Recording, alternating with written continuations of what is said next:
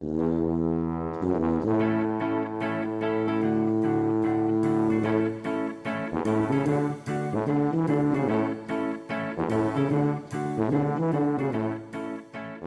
morning, and welcome to the Mental Breakdown Morning Show. I'm Dr. Bernie Wilkinson. I'm Dr. Richard Marshall. It's Monday. It's Monday, December 19th, 2016. Oh, yes. Yeah, Yes. and so we are, it's Monday, and you're already working on trying to mess up the date. But here we are for another great week of We the need to Mental start having Breakdown weekends. Morning Show. And we're going to, it is the week leading up to Christmas, But this week we've decided to, instead of talking about the holidays and talking about Christmas and talking about all of the festivities and everything coming up, we're gonna focus instead on a few developmental things that parents can be watching out and thinking about for their children. Yes. Life goes on. That was a great. No, I was thinking about what you were saying, and addition. life goes on. Yeah. Yes, it is Christmas. The holiday is coming. It's a religious holiday. It's a secular holiday. Most individuals are going to get caught up in it one way or the other, whether you like it or not. Right. Increased traffic, increased shopping, increased everything. Grocery Right. stores are going to be full. So yes, it's a big week coming up, but life goes on. Right. We still have children to raise and Yeah. spouses to partners to take care of and houses to take care of. So yes, life goes on. So we're going to talk about child development, but in a little different way this week. Right. So this week, what we've decided is there's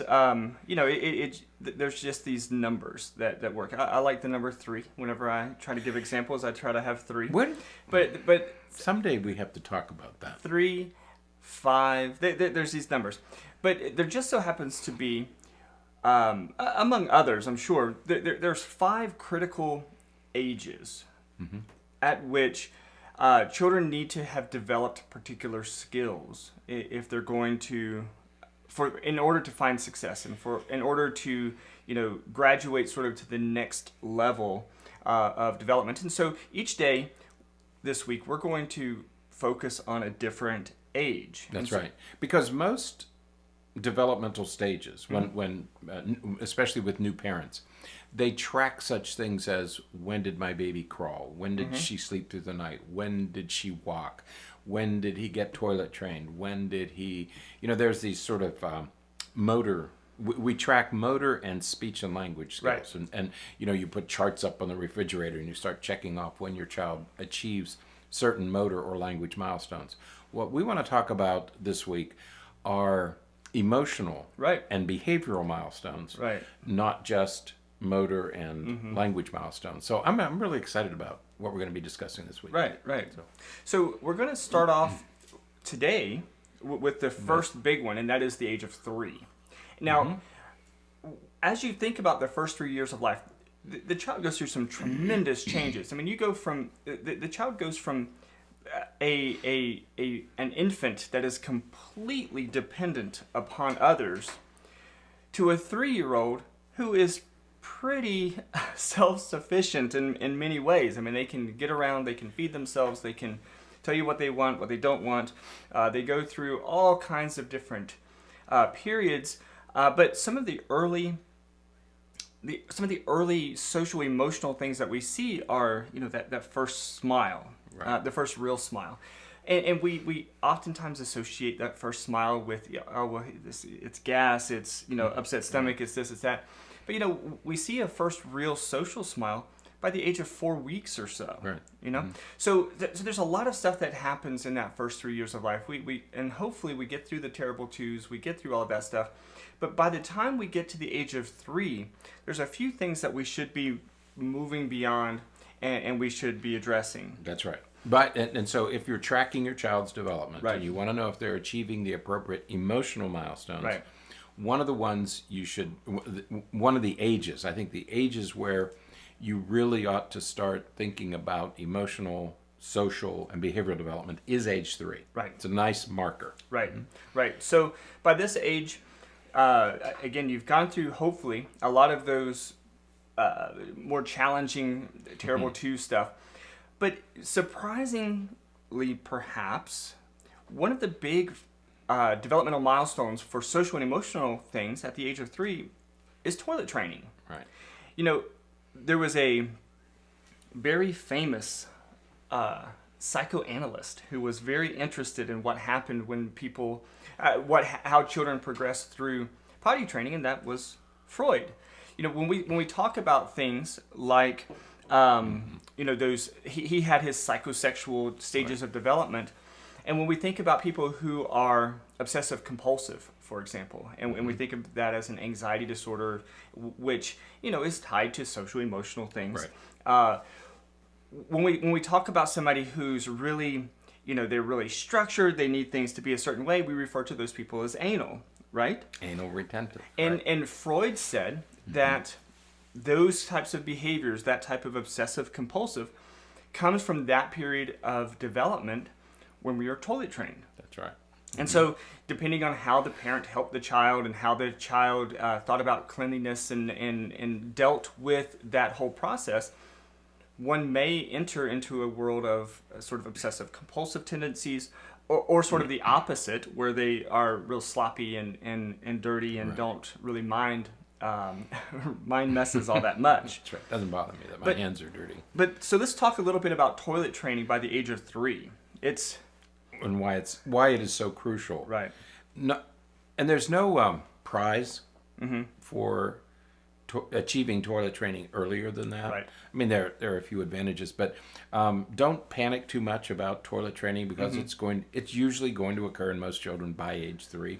Right. Okay? And when we say with by girls, age 3, it's a little sooner Right. than boys, but right. By the age 3, what we're talking about is certainly before their 4th birthday. You know, some kids meet it by their 36th month, which is their 3rd birthday, and some meet it a little bit after that. But we're just talking about within that general range. For example, walking. Most kids walk by the age of 12 months, but we have kids who walk at 9 months and those kids who don't walk until 15 months. But that's still considered within the normal range at about 12 months. And same with toilet training. Right. It might be 24 months or 30 months or 36 months or 40 months, you know, Right. but there's no prize for early toilet training. Right. Okay. And I remember we had a discussion with one of our really good friends, a pediatrician here in town one time, talking about toilet training. And he was one who, you know, he really emphasized and really encouraged parents to try to get their kids toilet trained by the age of 2 or so. And he worked from the perspective that you could get kids to be toilet trained by that age. Right. Now, what we know from a neurological perspective is that there are neurons that have to make that trip. They have to continue to develop after birth, from the brain down to. And they develop top down. Right. Okay, it's from So the inside out and the top down. So little babies are able to lift their heads up before they can lift their shoulders up. Right. You lift your shoulders up before you lift your trunk. You know. Right. And so it develops. It's myelination. Right. You know, the nerves mature from your brain down your spinal cord, and so Right. those nerves in halfway down your body, it takes a couple of years for them to develop. Right. And that's why little ones use the bathroom and really don't even know that they're using the bathroom. Right. They're not aware Because there's of no it because sensation. it just happens. Right. But I talked to a woman from China. They train their children by 1. Okay. The Chinese toilet train their children by 1. And I asked her, because she had just had a baby, and she said, no, it's just a matter of getting them used to sitting on the toilet at certain times of the day. Right. And eventually they make a connection. Right. They still don't have any sensation. Right. But they know that this is the place where you do this sort of business. And they do it about every 3, I think she said about every 3 or 4 hours they put their child on the toilet. Right. So it is possible to do that, though most parents probably don't have the time or the inclination to spend that much time toilet training the child. Absolutely, and that's where we kind of finally came to the agreement with our pediatrician friend, is that it's not so much that they're understanding and they're trained by the age of 1 or 2 or anything like that. What happens is they're on a schedule. Right. If you watch your child, if you as a parent watch your child, you can there see is a their rhythm. rhythm. That's yeah. right. There's a rhythm. You know that within about 30 minutes of eating something, they're going to need to go to the bathroom. Right. So at about Are they- 25 minutes, 25 That's right. minutes or so, you go put them in the toilet and they go to the Yeah, bathroom. most and make children big deal have about a it. regular toileting schedule, Right. about every 2 or 3 hours, or at 2 o'clock, around 2 o'clock in the afternoon, around 6 o'clock. So different, but there is a rhythm. Right. And if you understand that rhythm, then you can use the facilities at that time. But you're not really training the child to manage his or her own, Right. Because they still don't have the sensation. Absolutely. So some parents opt to wait for sensation, which is 2, 2.5, 3. Other parents want this whole process to end sooner, and so they put the child on a schedule. Yeah, and and it's and just as an indication to because many of you maybe have experienced this, when you can tell when they're starting to experience it, the sensation when they start hiding or something like Right, that. they hide when under they're the table. Right. One of our kids hid under the table. But when really little ones are placed on the toilet, and they're sitting there, and you come in and you say, "Did you finish?" And they have to look to see if anything came out. 'Cause they don't know. It's because they don't. No They can't sensation. feel. They don't have that sensation there. But you might be wondering what toilet training has to do with the social emotional development, and there's two ways that it's involved. The first is really just access. There's a lot of, by the age of 3, there's a lot of daycares and there's a lot of preschools and things like that you just simply can't go to if you're not toilet trained. Right. And so you're not going to have some of those social interactions. You're not going to have some of that if you're not toilet trained. Right. Yeah, because most kids are trained by 3. Right. And so you want your children to be able to participate in the same activities as other same-aged peers. And so for that reason, it is useful, helpful, beneficial to have your to at least shoot for that 36-month time when, we really should be finished with this by Right, then. right. Now, a second reason that it's related to social emotional development is because it's starting to build. I don't know what I was. Wow. What? It's starting to build some of that self-awareness, some of that self-regulation that we're going to see in some of the next few critical periods. But kids have to be able to stop what they're doing to go to the bathroom. That's right. A lot of times when kids have accidents, it's because they're so attuned or into whatever they're doing, whether it's a video game, Right. which we've talked about before, or some kind of toy or something like that. But if they're so into that they can't break away for the few moments that it takes to go to the bathroom, all right, so we're starting to talk about some regulation issues where they just can't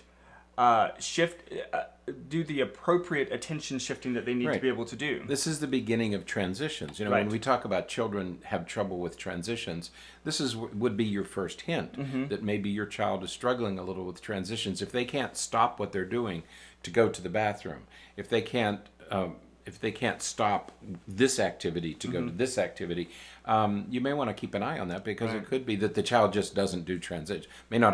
It may not be a toileting issue at all. It may just be a transition issue. Right.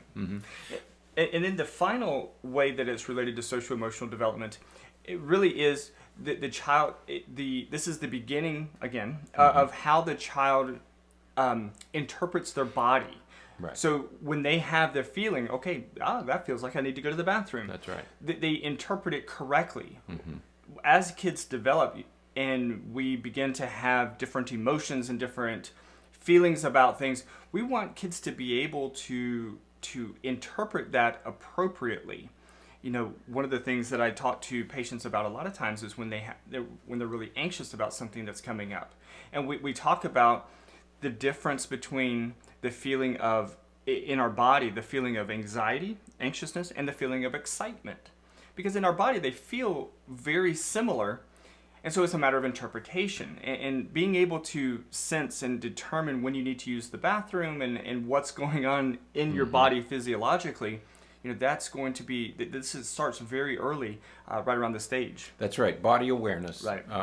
Really kicks in here, because at about age 2.5, what the important brain concept here is that about age 2.5, there's going to be this massive explosion of new neurons. Right. And it's those neurons that kids are going to use to move into the next phases of development. And so this body awareness, this understanding of my body and its functions Right. should be well on its way by age 3. And toilet training is a key issue. It's a key part of that development. There are some other motor skills that are also developing Right. for the same reason, because neurons and pathways are maturing.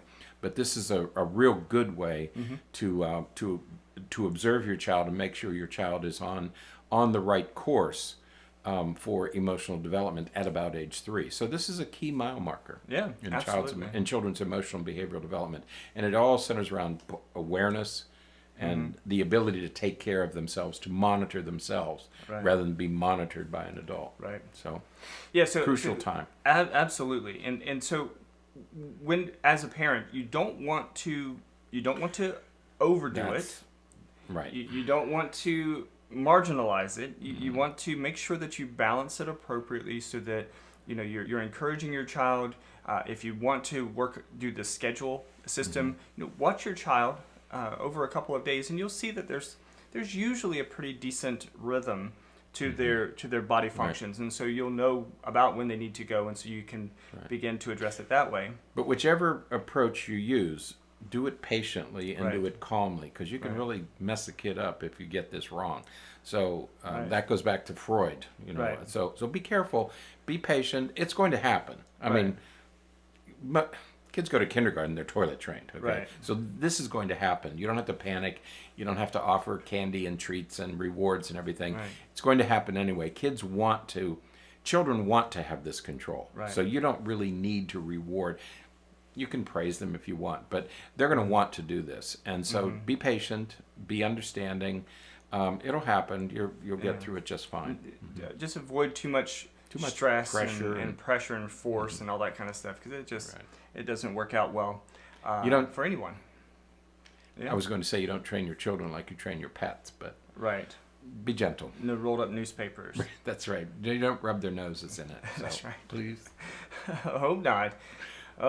That's happened before. So what would Freud say about that? Come back when you're an adult. Okay. All right. So, that's it for today. Now, tomorrow we're going to talk about the age of 5. And that's, of course, when we're starting school. And so there's some pretty big things that come there. That's a big one. Right. So, all right. So we will see you back first thing tomorrow morning. Make sure that you get out and exercise and eat well today, and just make today the best day that you can make it. Stay on schedule. Yeah. Even though it's going to be an exciting week, you got to maintain your schedule. If your children are out of school, try to maintain as closely as possible their regular school schedule, because remember, in a couple of weeks they're going to have to get back in harness, and it's easier just to maintain a schedule now rather than to try to do it in January. Yeah. So that'll be tough. have a good week. Yes, absolutely. Have a good week, and we will see you in the morning. Have a good day. Have a great one. Bye-bye.